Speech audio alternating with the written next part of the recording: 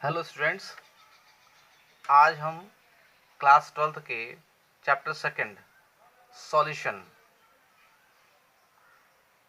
Start करने जा रहे हैं।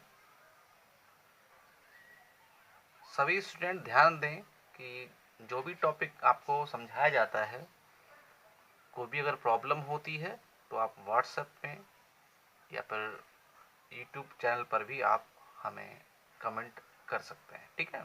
तो आपको वहाँ पर आंसर मिल जाएंगे। चैप्टर हमारा सॉल्यूशन है। इसके लिए कुछ बेसिक्स आपको पता होनी चाहिए। जैसे अगर हम एक लेते हैं ग्लास, इसमें हम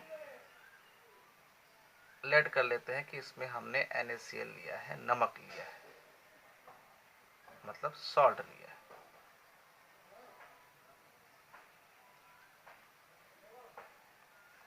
अब इसको अगर हम वाटर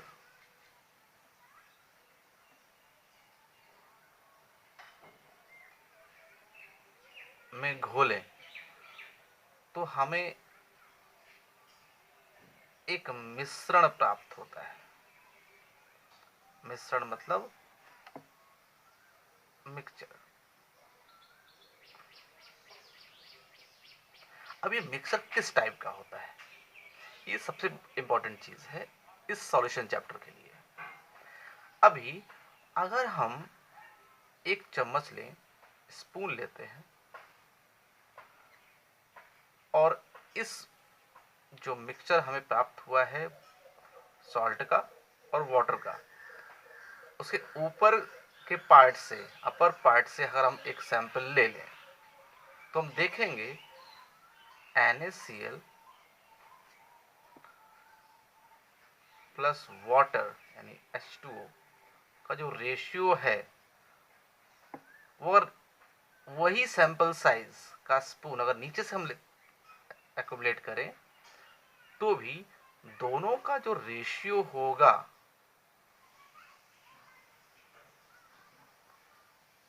वो हमेशा क्या होगा, इक्वल होगा। ठीक है। अब इसका मतलब ये है, इस टाइप के मिक्सचर को हम क्या बोलते हैं, हम बोलते हैं इसे होमोजीनस।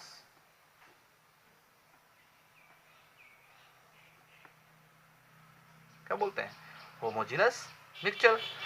अगर होमोजीनस मिक्सचर बनाता है कोई भी दो कंपोनेंट या दो से ज्यादा कंपोनेंट, तो जो मिक्सचर रेडी होता है उसे बोलते हैं हम सॉल्यूशन। अब ऐसा कोई कंपलसरी नहीं होता है कि ये सॉलिड होगा, ये लिक्विड होगा या कोई गैस होगा। ये तीनों में से कोई भी एक फेज हो सकता है। दैट्स वाई हम इतना समझेंगे, अगर कोई भी दो कंपोनेंट या उससे ज़्यादा कंपोनेंट हमने लिए हैं और एज ए रिजल्टेंट हमें कोई होमोजेनस मिक्सचर मिल जाता है, तो उस होमोजेनस मिक्सचर को हम क्या बोलेंगे, सॉल्यूशन। तो सॉल्यूशन तो हम समझ गए, बट एक पार्ट इसका जो होता है क्वांटिटी में कम होता है, और ये पार्ट जो है सेकेंडरी पार्ट में क्या होता है, डिसॉल्व होता है। नमक जो होता है पानी में क्या होता है, घुलता है, जल में घुल जाता है। दैट मीन्स ये NaCl हमारे लिए क्या होगा, ये होगा हमारे लिए सॉल्यूट। और NaCl को जिसमें घोला गया है, जिसमें डिसॉल्व किया जा रहा है, इसे हम बोलते हैं सॉल्वेंट।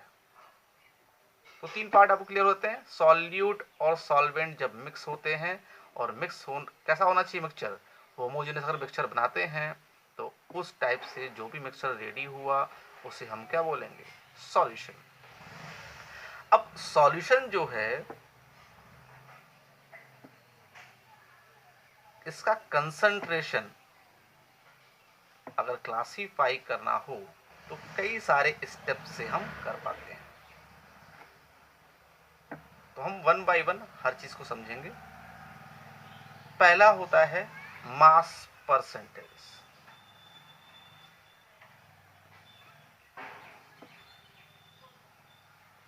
मतलब हिंदी में अगर समझें, द्रव्यमान प्रतिशत।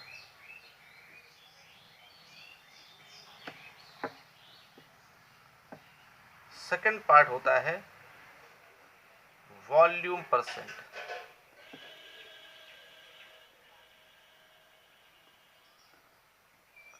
यानी आयतन प्रतिशत।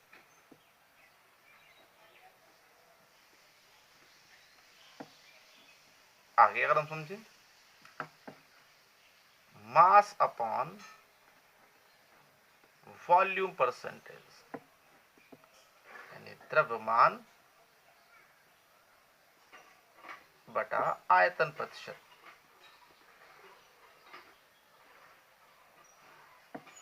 नेक्स्ट हम चेक कर सकते हैं ppm, इसका मतलब होता है पार्ट्स पर मिलियन, मिलियन मतलब 10th पावर 6। ठीक है, अब इसमें क्या था, परसेंटेज क्या होता है, 100 में एक्यूमुलेट किया जाता है, इसको कैलकुलेट करते हैं। पर जब मिलियन की बात आती है क्या होता है, ये 10th पावर 6 में हम कैलकुलेट करते हैं। फिर नेक्स्ट होता है मोलैरिटी,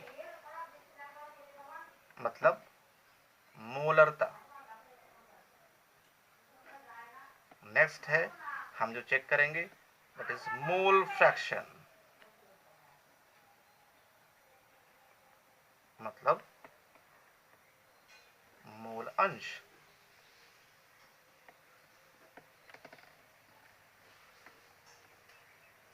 नेक्स्ट हम जो पार्ट समझेंगे दैट इज मोलैलिटी, मतलब मोललता। एडिशनली एक पार्ट और भी होता है नॉर्मेलिटी, हम उसको भी समझेंगे, बट एनसीईआरटी में आपको ये मिलता नहीं है, बट स्टिल हम इसको समझेंगे।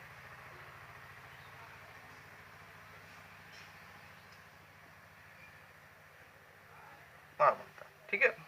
तो नेक्स्ट वीडियो में हम इन सब के बारे में 1 बाय 1 समझेंगे।